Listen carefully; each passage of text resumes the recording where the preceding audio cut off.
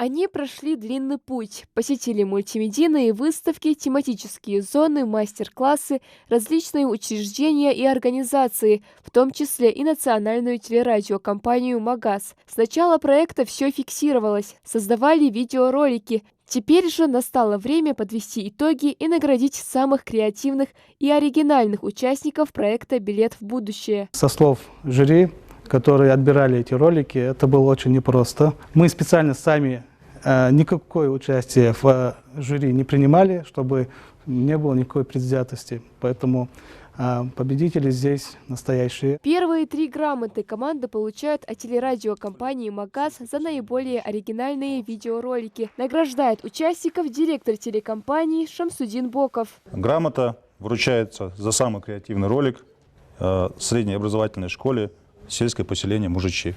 Молодцы.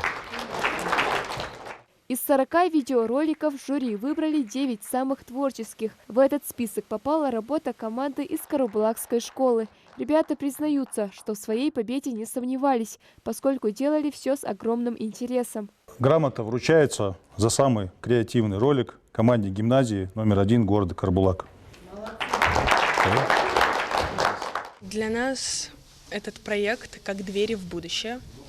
Этот проект нам дал очень многое. Проект, в который мы в течение всего времени вложили много сил и времени. Это в первую очередь мы проходили все диагностики, все экскурсии и профпробы.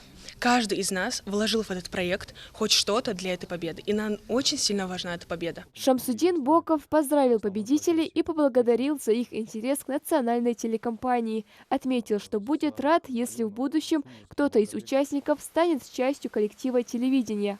Проект, который позволяет вам в том числе окунуться в современный мир телевидения.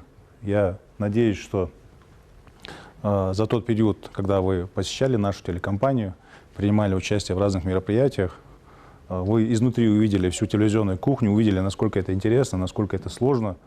И надеюсь, что для кого-то из вас в будущем именно телекомпания или работа на телевидении станет основной профессии. В продолжении церемонии наградил финалистов менеджер проекта «Билет в будущее». Получают грамоту 2-й степени члены команды из школы сельского поселения Нижние Очелуки. Экскурсии и участие в мероприятиях позволило примерить на себя новые профессии. В создание видеоролика они вложили все свои силы и получили заслуженную награду. Я знаю, с чем будет связана моя будущая жизнь после школы.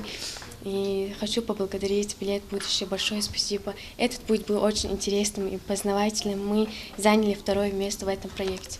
Некоторым участникам победа не так важна. Главное, что проект «Билет в будущее» дал возможность узнать специфику работы и особенности той или иной специальности. Для каждого из них это стало увлекательным путешествием в мире профессий. На всех экскурсиях ребята узнали о профессии, именно какую профессию они далее будут выбирать. И, конечно, заняли 1-е место, они были позитивно настроены на это место, и я очень рада, как завуч по воспитательной части, я очень рада, что мои ученики, именно наша гимназия, заняла 1-е место. Проект «Билет в будущее» дает возможность пройти тестирование и диагностику, получить методические рекомендации в построении дальнейшей профессиональной траектории. Он создан по поручению президента страны и входит в паспорт проекта «Успех каждого ребенка» национального проекта образования. В рамках проекта они прошли 6 этапов: регистрацию на сайте, всевозможные диагностики, выезды, профориентационные мероприятия. И сейчас уже такой этап, когда подводятся итоги. Во многих школах проводятся итоговые занятия, подводятся итоги. Сегодня «Билет в будущее» реализуется в 85 регионах России. Принять участие в насыщенном проекте могут учащиеся среднего и старшего звеньев. Малика Измайлова, Султан Булгучев, Новости 24.